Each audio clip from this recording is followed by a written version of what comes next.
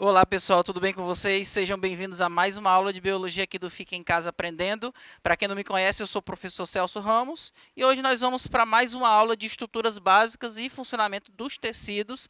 Nesse caso agora a gente vai iniciar o estudo sobre tecido nervoso, ok pessoal? Nós já estamos já na 12ª aula dessa unidade. Então, dentro desse assunto de tecido nervoso, nós estudaremos sobre as características gerais do tecido nervoso, né? Quais são as características que fazem com que a gente consiga identificar um tecido como pertencente ao tecido nervoso, né? Depois nós falaremos sobre quais são as células do tecido nervoso.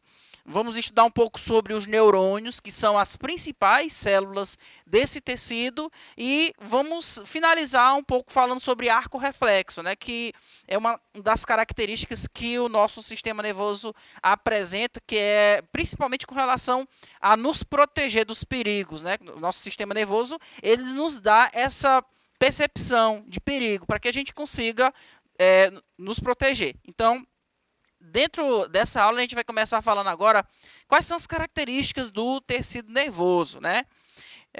Bem, o tecido nervoso ele é altamente especializado na transmissão de impulsos nervosos. O que seriam esses impulsos nervosos? Nada mais, nada menos é do que transmissão de potenciais de ação, ou seja, nós temos aí uma onda elétrica, né? A gente pode dizer mais ou menos assim. Essa onda elétrica ela vai se propagando ao longo de várias células do tecido nervoso, né? Desde o órgão de recepção até o sistema nervoso central. E aí esse sistema nervoso central interpreta as informações que são transmitidas pelas células nervosas e aí envia uma resposta. Aí nós vamos entender um pouco como é que isso funciona. Então, essa é a principal função do tecido nervoso. Ele é altamente especializado, as suas células são altamente especializadas nessa transmissão desses impulsos nervosos. E, logicamente, o tecido nervoso vai formar o sistema nervoso. Lembrando, pessoal, dos níveis de organização dos seres vivos, que são nós temos desde o nível de átomo, né? Os átomos vão formar as moléculas vão formar as organelas formam as células. Nesse caso, a célula que a gente está falando aqui é o neurônio, que a gente vai falar aqui principalmente.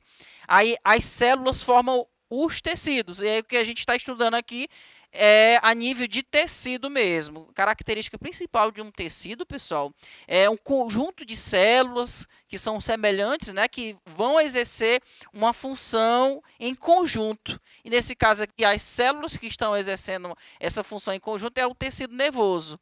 E esse tecido que a gente está estudando, que é o tecido nervoso, forma o sistema nervoso, né? O que é um sistema nervoso? É um aglomerado de vários órgãos que trabalham em conjunto, né? Aí nós temos o exemplo do cérebro, nós temos o exemplo dos nervos, da medula espinhal, que faz parte do nosso sistema nervoso, né? Nós temos aqui o sistema nervoso, só para a gente entender melhor, temos aqui, ó, sistema nervoso central, né?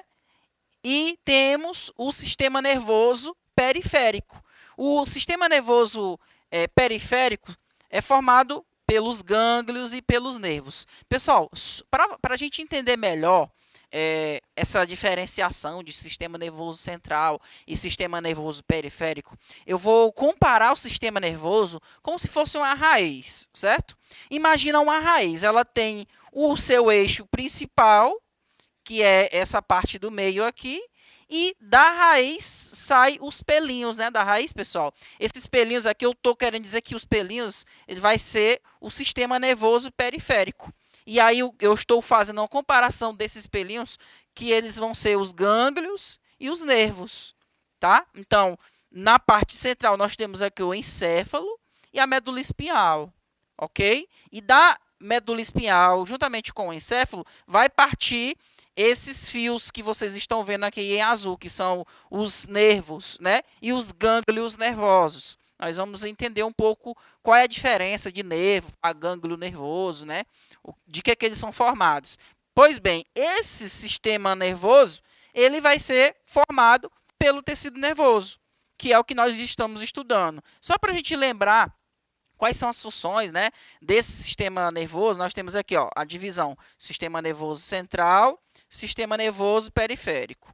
O central é formado pelo encéfalo e a medula espinhal, mostrando aqui, ó, encéfalo e medula espinhal, e o sistema nervoso periférico, formado pelos nervos e pelos gânglios. Qual é a função do encéfalo e da medula espinhal? Processamento e integração de informações. Ok? Ele recebe as informações do meio, vai processar essa informação, vai dar uma interpretação, né? E vai integrar essas informações. E a função dos nervos e dos gânglios é o quê? É simplesmente conduzir a informação entre os órgãos receptores do estímulo até o sistema nervoso central e também levar essa informação do sistema nervoso central até os órgãos que irão efetuar o comando desse sistema nervoso central. Ok, pessoal? Agora, falando das células do tecido nervoso, né?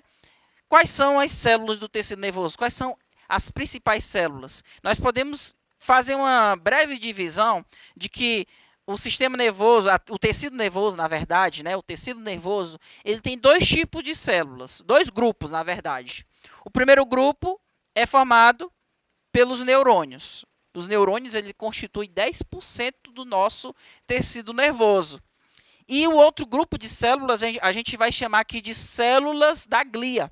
Células da glia, que vai constituir todas as células que têm a função de envolver, proteger e nutrir os neurônios. Olha só, nós temos essas células que são os neurônios, que têm uma função muito importante, que é transmissão de impulsos nervosos, e para essas células nós temos um grupo de várias outras células que vão promover um apoio para elas, né?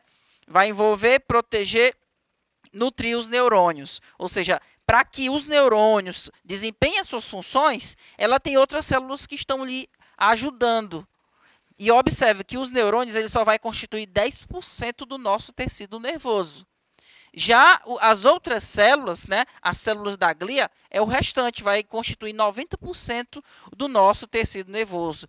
Observe que nosso tecido nervoso, ele dedica uma maior parte das suas células para promover o quê? Um apoio, envolver e proteger, nutrir os neurônios. Então, tudo isso aqui para que os neurônios consigam exercer a sua função. Agora, vamos entender como é que é um neurônio, né, gente? De que ele é formado? Quais são as partes constituintes de um neurônio? Olha só, essa é a imagem de como que um neurônio é, ok? Basicamente, o neurônio ele vai ter três partes importantes. Nós temos aqui, ó, os dendritos, na verdade, que são esses prolongamentos que estão saindo dessa parte mais dilatada, onde você pode encontrar o núcleo. Essa parte dilatada aqui é o corpo celular. Corpo celular. Então, nós temos aqui, ó, dendritos, corpo celular, ok? Que aí a gente chama também de soma. Soma é a mesma coisa que corpo, ok, pessoal? Corpo celular e esse prolongamento maior aqui, que a gente chama de axônio. Observe que o axônio ele vai apresentar uma estrutura como se fosse um encapamento. Imagina um fio com uma capa, né? Um fio com uma fita isolante. É basicamente isso. Esse axônio ele contém uma bainha que a gente chama de bainha de mielina, que ela é muito importante para que os impulsos nervosos consigam se propagar ao longo do neurônio de uma forma bem rápida e efetiva. E observe que no final do axônio tem aqui o terminal axônico.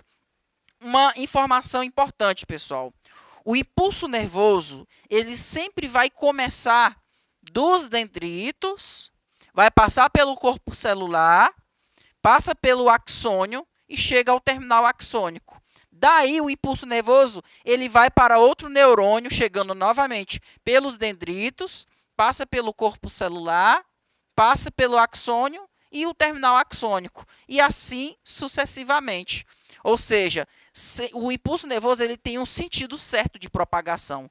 Ele não vai seguir o caminho contrário. Ou seja, ele não vai partir do corpo celular, né? Aliás, ele não vai partir do axônio para o corpo celular e para o dendrito. Não, isso não acontece. Sempre é no sentido dendrito, axônio. Ok, pessoal? Esse é o sentido de propagação dos impulsos nervosos.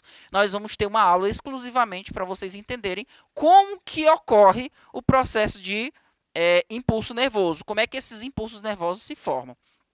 De acordo com os tipos de dendritos e axônios que apresentam os neurônios, eles são classificados em 3 tipos.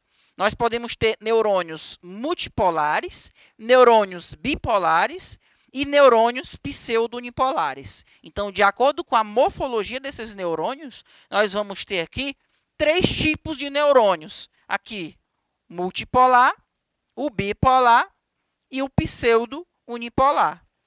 Pela imagem, você já vai ter mais ou menos a noção. Você vai comparar o nome desse neurônio com o formato dele. Olha só. O primeiro aqui, multipolar. Quando a gente fala multi, quer dizer vários. Então, o que é um neurônio multipolar? Apresenta um só axônio e vários dendritos. Por isso que ele tem esse nome de multipolar, por causa da presença desses vários dendritos, né, que geralmente são ramificados, como se fosse uma raiz que vai se ramificando, ok? Esse tipo de neurônio, que é o neurônio multipolar, ele é o mais comum, né? É o mais comum que a gente pode encontrar entre os neurônios. E nós vamos encontrar ele principalmente no encéfalo e na medula espinhal, ok? O outro tipo de neurônio, pessoal, que nós vamos aqui encontrar é o neurônio do tipo bipolar. Olha só, o termo bi quer dizer 2. 2 o quê, professor? 2 prolongamentos, né, do neurônio. Que prolongamentos são esses? Olha só, ele vai apresentar um só axônio e um só dendrito, localizados em lados opostos. Então, eu tenho 2 prolongamentos nesse neurônio, por isso que é chamado de bipolar, ok? E estão localizados nos lados opostos do neurônio. Eles são os principais responsáveis pela transmissão de estímulos dos órgãos, dos sentidos, ao sistema nervoso central. Então, imagina, você tem aqui, se você toca no seu dedo, você vai ter ali a sensação do tato. Ali tem neurônios naquela região. Neurônios de qual tipo? Neurônios bipolares, que vão levar essa sensação do tato até o seu sistema nervoso central. Ok? E aí o sistema nervoso central ele também vai reenviar essas informações até o órgão em que ele vai atuar, de forma que ele vai controlar esses órgãos. Por exemplo, se você se queima numa panela quente, ora, essa sensação da queimadura ela vai ser enviada, essa dor que você sente, ela vai ser enviada por meio desses neurônios bipolares até o sistema nervoso. Quem leva são esses neurônios. Agora, o outro tipo de neurônio, pessoal, é o neurônio pseudo-unipolar. Neurônio pseudo-unipolar. Agora, o que significa esse radical pseudo? O radical pseudo, pessoal, quer dizer falso. Olha, ele diz que é pseudo-unipolar. Ele é falso unipolar, ou seja, ele é falso unipolar, quer dizer que ele apresenta como se tivesse apenas um único prolongamento. Apresenta uma só neurofibra, que essa única neurofibra que ele apresenta, a gente chama de dendraxônio. Vamos lembrar que os neurônios possuem os dendritos e os axônios. Como ele só tem um prolongamento, esse único prolongamento, ele juntou as duas palavras, a palavra dendrito e a palavra axônio. Aí se tornou a palavra dendraxônio. Então, ele é pseudo-unipolar. Observa que eu tenho aqui o corpo celular. Esse corpo celular tem aqui um único prolongamento que se bifurca, né? E termina virando uma única neurofibra.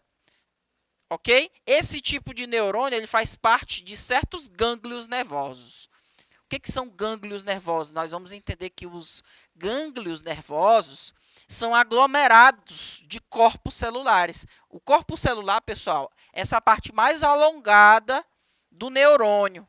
Então, quando esses corpos celulares se aglomeram fora do sistema nervoso central, eles vão formar o que a gente chama de gânglios nervosos, ok?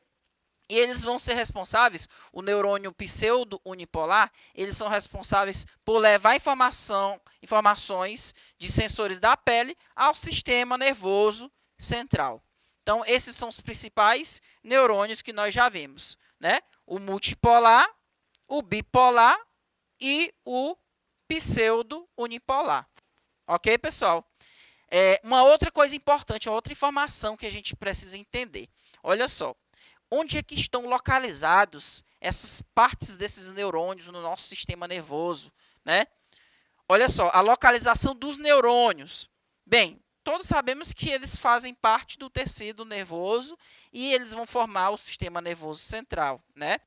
Olha só, a localização dos neurônios é basicamente no encéfalo e na medula espinhal. Agora, observa que quando a gente pega aqui o encéfalo, né, o nosso cérebro, e faz um corte, vamos perceber que na periferia do nosso encéfalo, né, nós vamos observar que tem uma parte mais escura. Se você vê isso aqui ao vivo e a cores, ele tem um aspecto de cinza, ok? Então, a gente chama de substância cinzenta. Substância cinzenta. E na parte mais central do encéfalo, nós vamos encontrar uma porção mais esbranquiçada, que a gente chama de substância branca. E o que é essa substância cinzenta e essa substância branca, pessoal? Olha só, eu coloquei essa imagem para vocês entenderem. Essa parte mais escura aqui é a substância cinzenta. E a parte mais clarinha, substância branca, ok? Agora é o seguinte, de que é formada a substância cinzenta? A substância cinzenta ela é formada por vários corpos celulares de neurônios. Então, os neurônios têm aquela parte mais dilatada, que é o corpo celular. Então, quando eu tenho vários neurônios, com esses vários corpos celulares, esses corpos celulares vão se juntar em uma porção, que é justamente a substância cinzenta. Então, quando você olhar para um cérebro de um animal, por exemplo, seccionado, cortado, você vai perceber que na parte mais externa é mais escura. E é lá onde você vai encontrar os corpos celulares. E os prolongamentos desses neurônios, quais são os prolongamentos dos neurônios? Que a gente chama de axônio, eles vão se localizar na substância branca. Então, a substância branca é o aglomerado dos prolongamentos dos neurônios. E a substância cinzenta é o resultado do aglomerado dos corpos celulares dos neurônios. Ok, pessoal? Uma coisa muito importante que a gente deve analisar é o seguinte: por que o cérebro é cheio dessas invaginações, né? Dessas ondinhas? Isso é importante para aumentar a superfície cerebral. Se eu aumento a superfície cerebral, eu tenho uma maior quantidade de corpos celulares de neurônios. Quanto mais corpos celulares de neurônios, mais neurônios vão estar presentes aqui nesse tecido nervoso. Quando nós olhamos para a medula espinhal, professor, o que é medula espinhal? Medula espinhal, pessoal, é essa parte do meio da coluna. Quando a gente olha para a medula espinhal cortada, né, seccionada, nós vamos perceber que a substância branca e a cinzenta está localizada em locais diferentes. A parte cinzenta fica no meio, na medula espinhal, e a parte da substância branca fica na periferia, né? Ocorre uma pequena mudança. Fora do sistema nervoso central, os corpos celulares eles ficam agrupados em pontos específicos chamados de gânglios nervosos. As neurofibras, quando estão também fora do sistema nervoso central, vai formar os nervos. Ora, a parte das fibras nervosas formam os nervos e os corpos celulares, quando está fora do sistema nervoso central, formam os gânglios nervosos, que a gente vai perceber em pequenas dilatações dos nossos nervos. Agora, quanto à função geral, os neurônios podem ser classificados em sensitivos ou sensoriais, motores ou associativos. Para a gente entender de uma forma bem rápida, basta você imaginar o seguinte: imagina que você tocou na panela quente, você sente o calor da panela, você tira a mão rapidamente. Você tem ali o estímulo chegando por meio de neurônios sensitivos, ele envia esse estímulo até os neurônios associativos, que estão no sistema nervoso central, ele vai efetuar uma resposta e envia essa resposta por meio de neurônios motores. O neurônio motor vai conduzir esse impulso nervoso para poder você tirar, por exemplo, o braço do local que está havendo uma queimadura. Pessoal, essa foi a aula de hoje. Nós estudamos aqui as características do tecido nervoso. Espero vocês na próxima aula. Tchau, tchau.